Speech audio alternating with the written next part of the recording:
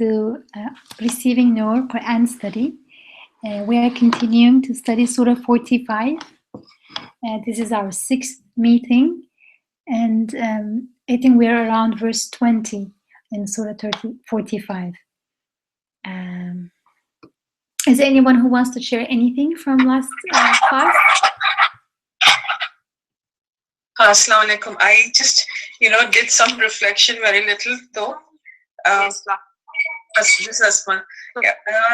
Still I'm stuck on the ayats of the beginning of the surahs. I was just thinking about that this is another proof, all these attributes that Allah subhanahu wa ta'ala is mentioning one after the other, first of all of mu'minun, and then yuqinun, and then yaqilu, right? And also shukr, also Allah subhanahu wa ta'ala mentions about this, that they do shukr and all that.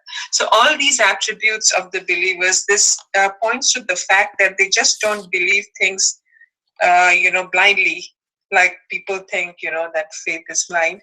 But they look at the ayats, evidences, and they look at the dalil, and they use these ayats, it's not just blindly that they follow.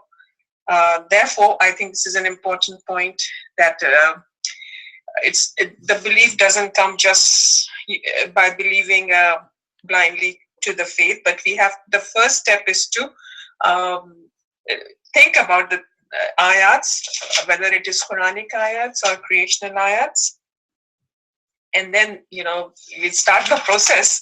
And once we use our fitra, our senses and our cognition and the reflection power and all those things in it, then Allah subhanahu wa ta'ala puts in his guidance, and that's how he guides. But if we don't do the first step, that is the most important thing, that we have to take the initiative. Allah subhanahu wa ta'ala will not give guidance to or favors to anybody, until unless they want themselves. If we make a choice and our first step is to think about these things, then the iman sets in, and then the yaqeen, and then all those stages of being muhsinin and all that. That's the top of the thing. But this is how we start the process of cognition, and this is important. And also this is important because those people who don't use these things, when they are so obvious in the whole universe, and we are surrounded by them in our environment, and if we reject them, that becomes a serious crime too. So the punishment for that is really very serious. So the thing which is amazing for me, that just by simply pondering and reflecting on the ayats of Allah and figuring it out and connecting the dots can make somebody go to heaven, and not doing that can make them to go to hell. So this is very, very, very important. Even though it's such a simple thing, but very few people do it. So that's what I get from Surah Jasiyah. It's just beautiful. Mm-hmm. Mm-hmm. Thank you very much, Sister Esma, for sharing. This kind of summarizes some of the key points that we have been highlighting in this study together, inshallah. So with that, I'd like to turn to Sister Yamina. I encourage everyone to feel free to join in with your thoughtful comments or questions, or wait till the end, where we will share what we found most helpful during today's study, and we can also ask questions about Sister Yamina's discourse. So with that, I turn to Sister Yamina. Jazakallah khair. أعوذ بالله السميع العليم من الشيطان الرجيم. بسم الله الرحمن الرحيم. والصلاة والسلام على سيد المرسلين وعلى آله وصحبه أجمعين. So we stopped at ayah 20 of this surah, Surah Al-Jathiyah, which is Surah 45 in the Quran. And ayah 20 starts with telling us that this, meaning this revelation, this divine revelation, is clear insight for humankind, for people, and a guidance and mercy unto people who are endowed with inner certainty. Astaghfirullah. هذا بصائر للناس وهدى ورحمة لقوم يوقنون. And basair here is a plural form of basira, and it means insight, inner perception, and knowing. Basar is sight, like the eyes sees the meaning physical object, and basira is the insight, the seeing of the heart. And God, one of the names of God is Basir, the all-seeing, meaning outer and inner. Everything is within his basar. And this, meaning this divine revelation, is insights to humankind, and it is guidance, meaning that it is a means to reach the truth, the intended destination, the goal, the purpose of creation. And it is also mercy, rahmah. And unto whom? Unto people who have certainty. لِقَوْمٍ يُوقِنُونَ. And if you remember, the previous ayah was, God was waliyu, the protector of those who are conscious of him, al-muttaqeen, those who have taqwa. And we talked about the relationship and the connection between taqwa and yaqeen, this certainty. It's iman, but iman with certainty. Otherwise, it's not truly iman if it's not. There is no certainty. So yaqeen, therefore, is important because this revelation is insight and guidance and rahmah and mercy onto people who are endowed with inner certainty. And it's actually a verb, yuqinun. They are actively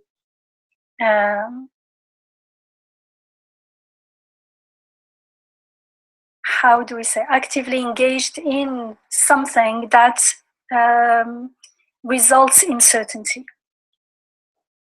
So yaqeen is key in this area, because in the absence of yaqeen, in the absence of certainty, there is doubt, and with doubt comes surmise. Surmise means we think we believe in something, but actually that belief is not confirmed with any evidence. And therefore it's very shaky, very weak. Anything can, we can leave it aside, and it's not the basis of our life. We don't choose according to it because it's not based on evidence, on certainty. So our lack of yaqeen, our lack of certainty, indicates that we are not living by divine guidance. Lack of certainty indicates that we are not living from the revelation, from this divine revelation's perspective. Meaning that this revelation is not being basair to us, it's not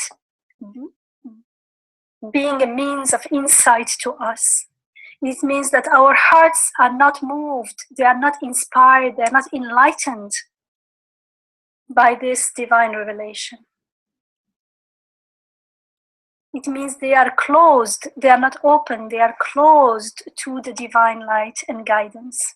And as a result, we end up not having yaqeen. That's why it is for those who have yaqeen. So yaqeen is given onto the hearts of those who reflect. Just as Sister Esma just reminded us, what we discussed in the previous weeks, yaqeen is given, it's a gift, but it is given onto the hearts of not anyone, those who reflect by means of the clear evidences, the ayat and the bayinat set in the Quran. And therefore, and the Quran explains to us that the signs are also in the creation. And these people live by the resulting insights and guidance. They embody it, they live it. And it may be simple, as Sister Esma said, it's so significant because it's the difference between paradise and hellfire. in this world and in the next, inner peace and satisfaction and contentment in this life as well, or living in fear and anxiety and in purposelessness and meaninglessness. But it seems simple, but it is a serious decision. It's a serious choice, because it's not something you do one day and then that's it, I reflected. It is something that we do on a regular basis, constantly, and it totally transforms our life. It becomes, transforms our perception of who we are, what the world is about, what the purpose of life is. So at the beginning, it seems like something simple, but it's very, very significant. And I feel it may not be that easy to implement. That's why we need to remind each other and support each other, because we keep forgetting, because it's easy to just live haphazardly without purpose, as we think we wish, without any deep thought to the meaning of what we're doing, how we're living.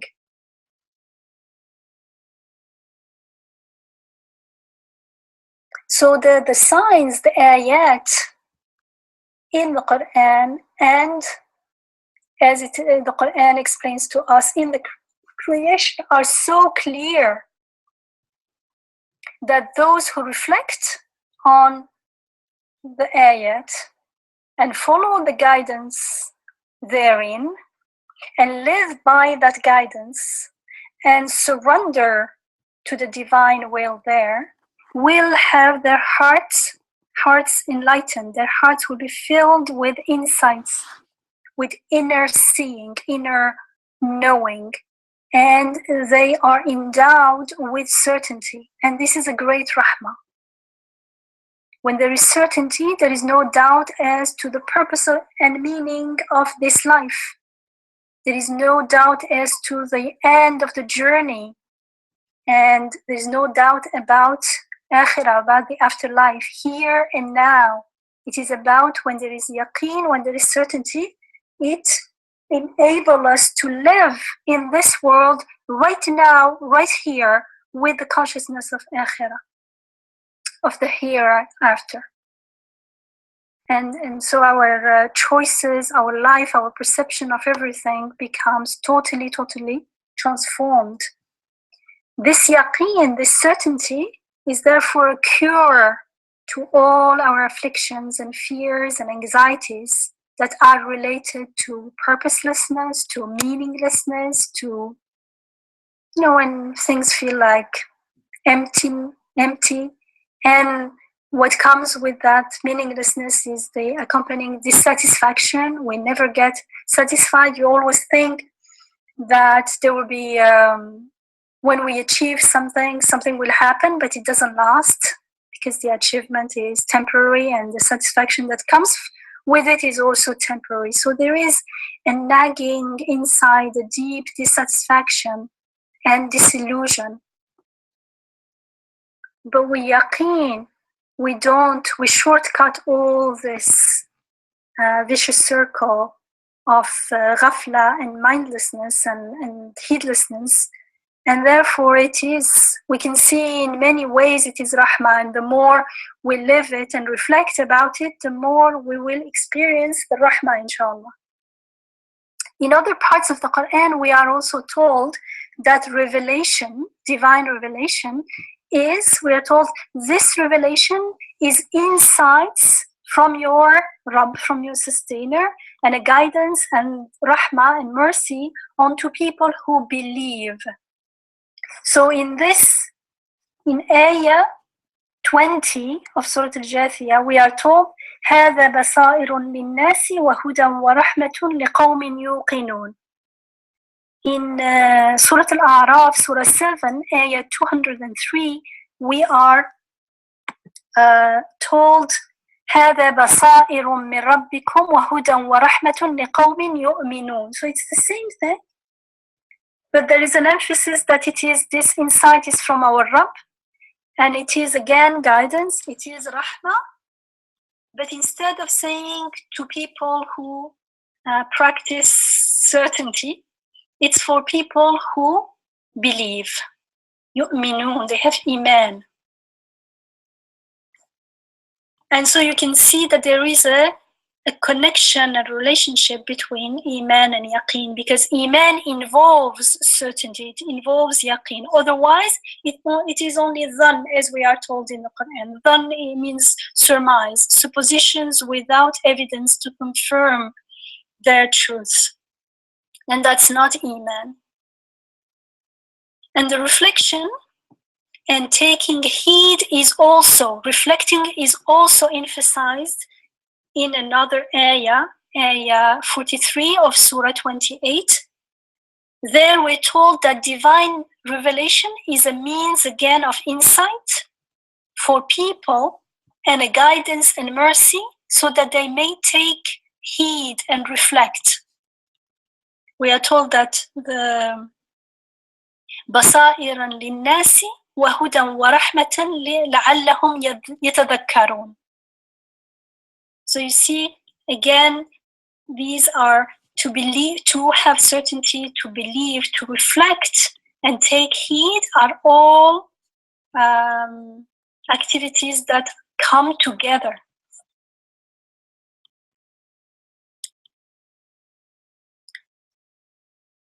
And this is yet another reminder that Iman is not blind faith, as we had talked about last week. It is confirmed with the innumerable testimonies of the clear evidences we can witness in the creation. And the world of creation is called also in the Quran Alam al-Shahada, the world of witnessing, which means two things. From one aspect, we witness the messages and confirm the truth of the Quran in the creation. At the same time, from another perspective, we can say that everything is being a sign. They testify to the truth of the message of the Quran.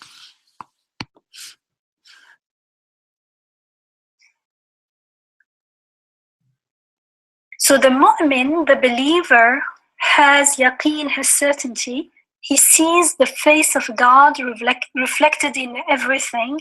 There is a seeing there, but there is an insight. As we are told in Surah Yusuf, which is Surah number 12, ayah 108, we're told, say, this is my way. So what is our way? I call to God with conscious insight on evidence clear, as clear as seeing with one's own eyes. I and all who follow me, and glory be to God, subhanallah. I am not one of the mushriks. أدعو إلى الله على بصيرة أنا ومن اتبعني وسبحان الله وما أنا من المشركين. Again here there is ala basira, which is not easy to render in English just with one words. It refers to the faculty of insight. Here in Arabic is the faculty of understanding based on conscious insight. So there is this conscious insight, this concept of conscious insight, this notion comes to mind. And it also signifies an evidence accessible to the intellect, or you can say verifiable by the intellect. It's something that you can go and verify and see for yourself. And so in this ayah, the call to God is described as the outcome of a conscious insight, accessible to, verifiable by human reason and heart. The heart is satisfied at the end of this verification. So it's very, very, very significant. This stand of the Quranic teachings we can find it repeatedly expressed in many ayat, verses in the Quran, as Sister Esma reminded us. She loves those reminders. Alhamdulillah, it's very important, which is we are reminded again and again in the Quran to use, we are told, will you not reflect then? Will you not use your reason? أَفَلَا تَعْقِلُونَ أَفَلَا تَتَفَكَّرُونَ?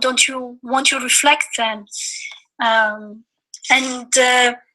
these signs are sent لِقَوْمٍ يُوقِنُونَ, people who have certainty. لِقَوْمٍ يَعْقِلُونَ, to people who use their reason. لِقَوْمٍ يَفْقَهُونَ, people who reflect and understand. لِقَوْمٍ يَذَّكَّرُونَ, again, to people who contemplate and remember. لِقَوْمٍ يَتَفَكَّرُونَ, who reflect. And it's repeated again and again in the Quran. MashaAllah. We are told also in Surah Al-An'am, which is Surah, the 6th Surah of the Quran, Ayah 104, that this means of insight have now come unto us. Of course, the ayah says, come unto you. جَاءَكُمْ بَصَائِرُ, the same word is used, بَصَائِر, مِنْ رَبِّكُمْ. So means of insight have come unto us from our sustainer, our Rabb. Therefore, we are told, whoever chooses to see, does so for his own good, and whoever chooses to remain blind, does so for his own good. And I am not your protector, which means وَمَا أَنَا عَلَيْكُمْ بِحَفِيظ. The Prophet ﷺ cannot protect us. Everyone has to see for himself. And the seeing here, فَمَنْ أَبْصَرَ, in Arabic, it's seeing has both connotations. The seeing, physical seeing, actually we see the signs, and we see also with our hearts, with our understanding, and with the result, seeing insight and knowing, that certainty, knowing with certitude. And so whoever does so does for his own good. He will benefit from it. And whoever chooses to remain blind, and again, blindness is not only necessarily the blindness of the physical eye, but the blindness, as we are told in the Quran, the true blindness is the blindness of the breast, of the hearts, which means when we don't have the intention to truly find out what we're doing in this life, and we just choose by default without consciously choosing to just spend time like small kids. I mean, small kids, sometimes you see them playing, they keep doing the same thing again and again, and it's okay for kids because that's how they're learning. But when we are adults and still doing that, there is a consequence in this world and in the next. In this world is the whole dissatisfaction and meaninglessness and emptiness and the fears and anxiety that comes with that. So we understand from this that Iman is not supposed to be blind. This, I'm repeating it again and again because it's so important. It is based, Iman is based on conscious insight and clear evidences, based on the ayat in the revelation in the Quran and in the revelation in the creation. That's also revealed to us. That's also created. Okay. I just have a question, Dr. Yamina. I don't want to interrupt, but it is related to what we are discussing. See the format of the first 3, 4, 5 verses. Allah subhanahu wa ta'ala talks about first mu'minun, yuqinun, and yaqilun. So that if we really see the process is, we start with yaqilun. We always have to use a aqal first, then we come to the state of yuqinun, and finally the mu'minun, which is iman given by Allah subhanahu wa ta'ala. But Allah subhanahu wa ta'ala starts with mu'minun, which is in a reverse order. That I couldn't figure out what is the reason. Because actually, if we really go through the process like you just described, we start with using a akhal, and then, we jump to yukhinun with Allah's help, and then mu'minin. But here, Allah subhanahu wa ta'ala is starting from the top and going to the bottom, which I can't figure out if you, can help. Yes, Inshallah. in Arabic, you're talking about the third ayah of Surah Al-Jathiyah. إن في السماوات والأرض لآيات للمؤمنين. Mu'minin, yes. And then وفي خلقكم وما يبث من دابة آيات لقوم يوقنون. But للمؤمنين can be understood as to the believers or to those who are willing to believe. So they have that willingness, that openness. So that's present tense. It's not like it's a verb. I mean, not a noun. No, it is a noun. لآيات للمؤمنين. It's not a verb. So the mu'min is not something that believer full stop ended. Someone who is in a process of believing, someone who is open to believe. Maybe a potential. In order to believe, we need to have yaqeen, as Ibrahim alayhi salam, when he said, show me how you resurrect after beings after the death. And when he was asked, like, don't you believe? He said, no, I do, but لِيَطْمَئِنَّ قَلْبِي. So to have that inner satisfaction, for the heart to be satisfied, we need to have that yaqeen, that certainty. So after mu'minin, we have ayatin liqawmin yuqinun.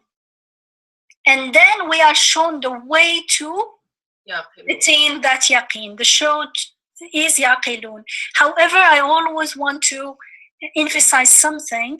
It's because in the culture where we live, aql, reason, is often imagined to be independent of the heart.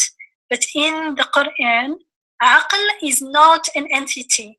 It is not a separate entity. It is a function. It is a function of either the heart, when we are consciously following guidance or living consciously, or it is a function of the ego when we are living haphazardly by default in ghafla.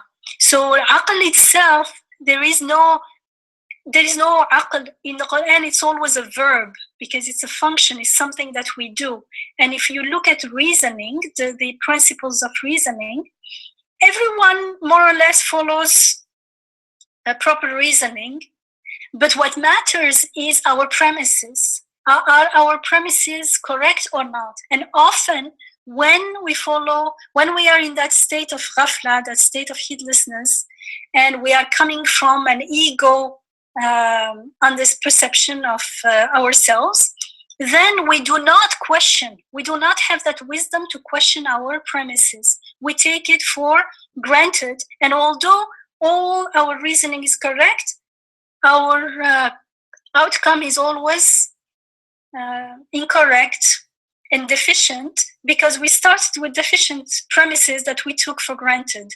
We have beliefs about things that we never question. What in the Quran, we are taught to question those premises. And when we start questioning them, our awareness increases and we become more and more conscious of the reality of this life. And we become more and more engaged with the guidance in the Quran. And then we start لهم قلوب يعقلون بها. We start making ta'aqqul with our hearts, because the heart questions. The heart says, I don't like this. For instance, Ibrahim alayhi salam, he says, لا أحب الآفلين. I don't like what is transient. Right. But when we are unconscious, we don't even question why are we living this way when everything we are living for is actually transient, is actually impermanent? The heart immediately says, when you say impermanent, the heart immediately sends signals. I don't like it. What's going on? It can't be this. It can't be correct. Right. Yeah. Yeah. The only thing is, so then I should reframe the question that the verb is yaqilun. If it's a function verb, it is used in the end and the noun comes first. Mu'minin. Yeah, and right after, but look, right after yaqilun, if I remember correctly, the next ayah is آيات لقوم يعقلون تلك آية الله نتلوها عليكم بالحق بأي حديث بعد الله وآياته يؤمنون. So again, يؤمنون comes now, but after يعقلون. If you see what I mean. Right. That's perfect order. But mu'min, that order I didn't understand. But that's okay. I just love for explaining.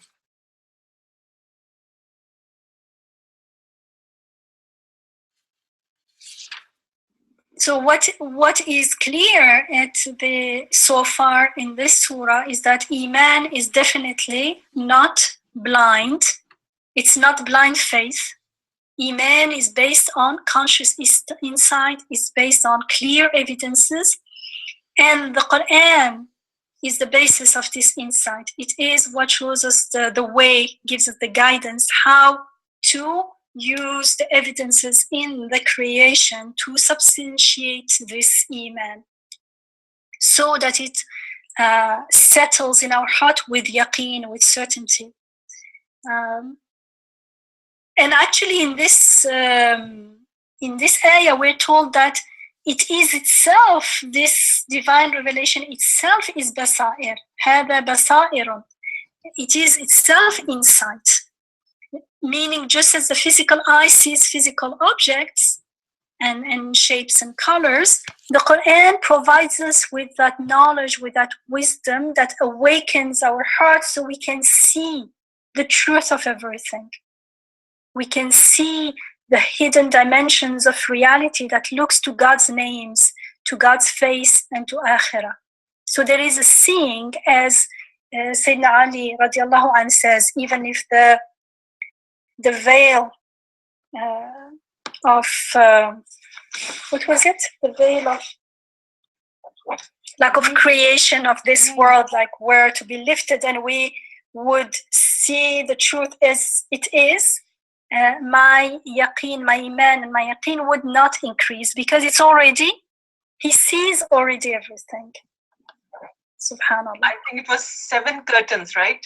Allah is hidden behind 7 curtains. Was that the one?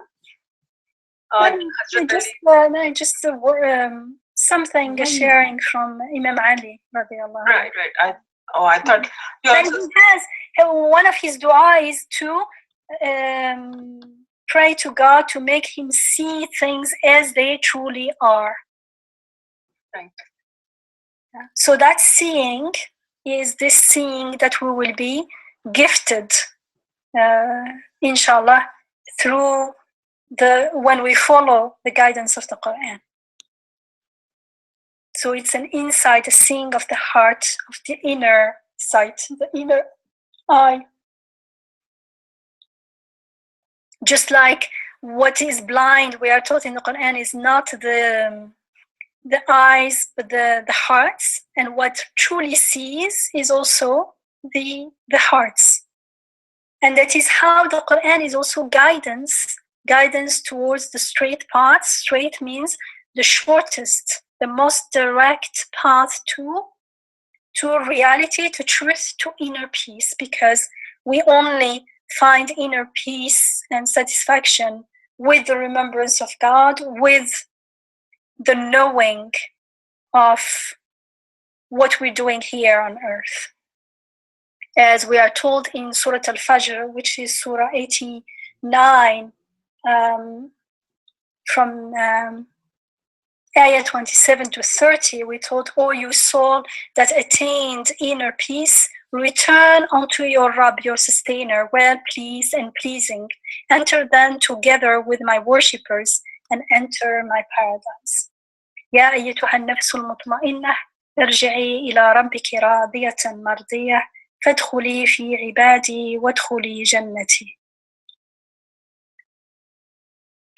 And that means that by following Quranic guidance, Quranic teachings, let's say, we are guided to eternal peace. And as we are told in the Quran, and God invites us to the abode of peace. Wallahu yad'u ila dar salam wa yahdi man yasha'u ila sirat al-mustaqim, and guides whoever wills onto a straight path. So that straight path that we repeat again and again in the Surah Al-Fatiha on a daily basis, we say, guide us onto the straight path.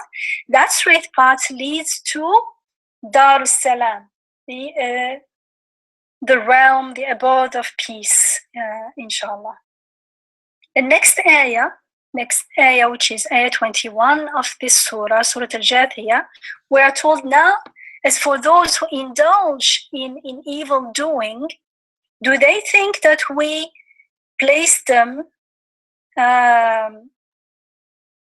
both in their life and their death on an equal footing with those who have attained, with those who have believed, أن نجعلهم كالذين آمنوا وعملوا الصالحات سواء محياهم ومماتهم ساء ما يحكمون. So here, hasaba, hisab is a little bit different. Hisab is about counting, calculating, about numbers, but hasiba here is to suppose. It means falsely suppose. So we are told, why are the mushriks deluded? Why don't they live with divine guidance? Why don't they surrender to the divine will? Why don't they admit that they do not know what's best for them? And of course, when I say mushrik, it means there is a part of us that always is also susceptible to that, and that we need to discipline and not follow, and not, how do you say, when you... Not given to. Yeah, not giving to, so that it's like a muscle. If we grow the other side, this side needs to be weakened and not to be taken seriously. So mushrik is not only the people out there, and there are people out there, but it's also that side of that potential in us that can be and is from time to time like that as well. Why are they deluded? How can we delude ourselves? How can someone not live with the divine guidance? How can someone not surrender to the divine will? And sometimes surrendering to the divine will seems like, oh, it's a restriction of my freedom. And it's because we are not aware that we do not know what's best for us. Even in this world, even if there was no akhirah, no hereafter. So we live in that heedlessness, in that illusion and delusion that we know what we need, we know what's good for us, but we never question that. You see, we never made proper ta'aqqul with our hearts. We take it for granted that to have this is very good. I work all my life for it, and I train my kids, the people I know, to also seek that, and I never question, is it true? Because at the end, that goal is impermanent. It's fleeting. It all ends, whether it was there or not. It does not make true difference in our lives.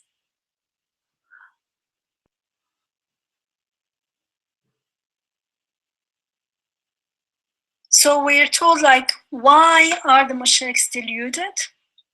The answer is going to be in this area. Why don't they surrender? Why don't they live according to divine will and his sharia, his path to goodness, as we were reminded in ayah 19? In this ayah, in ayah 21, we are told it's because the mushriks are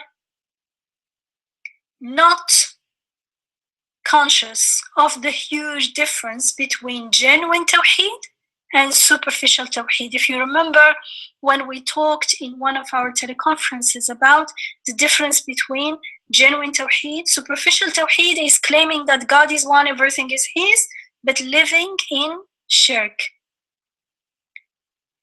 And genuine tawheed involves and entails that reflection on the ayat and living accordingly, and confirming the truth of tawheed in everything, in every day, in every event, not just a general claim and then leave it aside and live with shirk. So in this verse,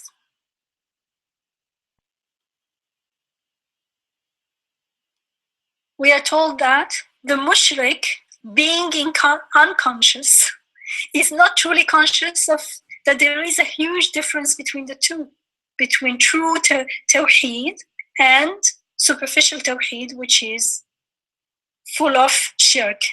And so they don't seem to grasp what each one of them entails. Genuine tawheed means that we have iman with yaqeen, and therefore we live in the presence of the divine, that living with ihsan, witnessing his beautiful attributes, even in hardship. And we have certainty in the life to come in akhirah, which totally changes our perspective on life, and especially on tribulations, on hardships. The mushriks who commit evil deeds, because when we live in shirk, we are going to deviate from the straight path, and we are going to harm ourselves and other beings, human beings and nature and everything. We don't live with divine guidance.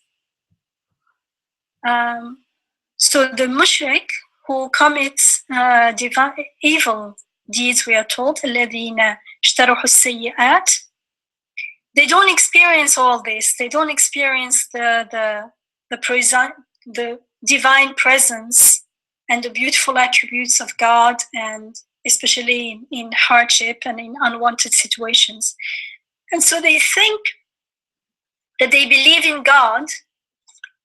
The believers believe in God, and so do we. We also believe in God. There isn't, so superficially, apparently, there isn't much difference, especially from the perspective of shirk. So they surmise, they suppose that God will hold them equal with those who believe and do righteous deeds, both in their life and in their death. And we are told this is such an incorrect judgment. This can't be true. They are deluded. Here, الذين اشترحوا أم حسب الذين اشترحوا السيئات. الذين اشترحوا, those who commit evil deeds. The اشتراح here derives from the root jaraha, which denotes harm afflicted to the body primarily, which here is understood as committing sins hurts the sinners, the one who commits them, his soul. And from once the soul is not on the right path, then the deeds and thoughts and deeds are going to follow. So they are, and it's a verb form, الذين اشترحوا. So they are actively harming and doing bad things. And so in this ayah, the comparison between a believer and a believer who does good deeds, and a sinful mushrik, a mushrik who does evil deeds, commits evil deeds, the comparison itself indicates that the believer finds peace and satisfaction in the remembrance of God, and therefore trusts his Rabb and surrenders to the divine will. He is hopeful about the future. His path is illumined. There is a light when he knows what's going on. Death is the gate to an eternal realm of beauty, of goodness. Death is the gate to paradise and meeting his Rabb. Whereas for the mushrik, who worship and fears false authorities, money, things themselves are important in themselves, not as blessings from God, not as reminders of God's generosity and magnanimity.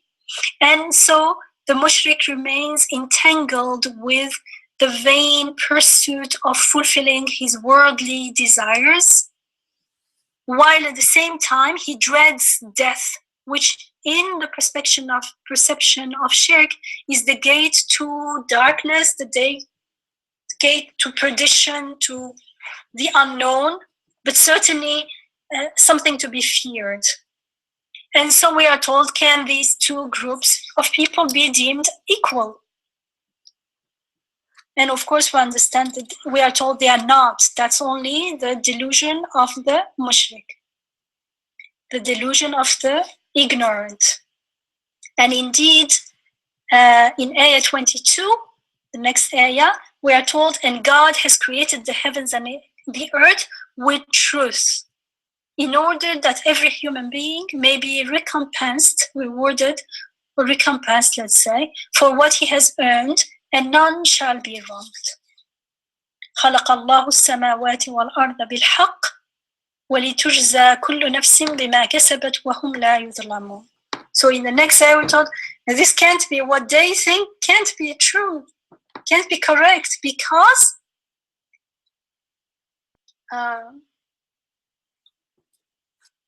the heavens and the earth are created with truth, with balance, with justice, and accordingly the good and the evil cannot be deemed equal. We are also created with that sense of good and evil are not equal. But of course the mushrik is not even aware that his path is leading to evil, and it is so much different from the path of true belief, true tawheed. So that's what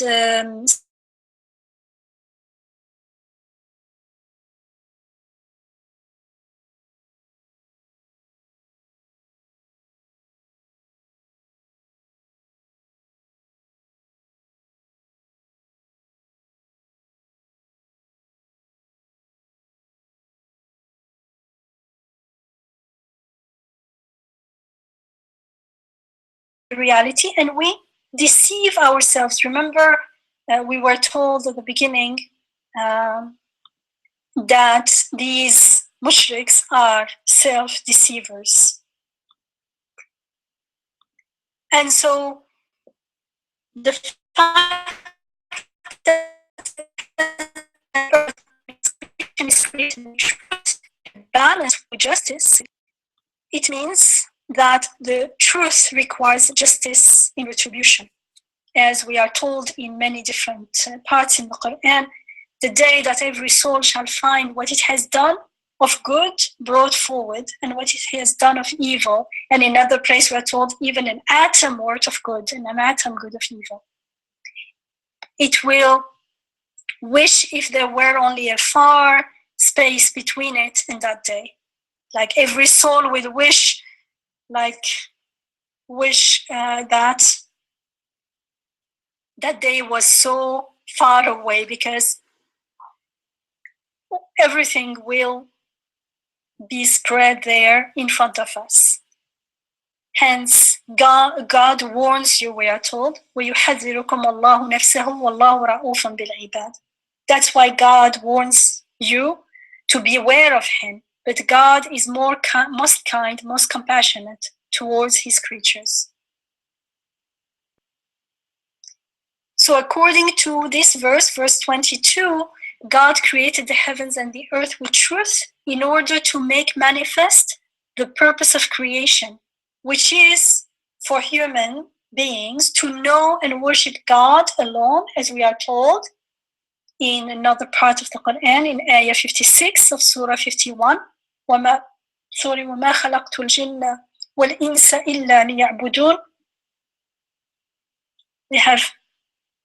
And I have not created jinn and human beings except that they know and worship me, God speaking.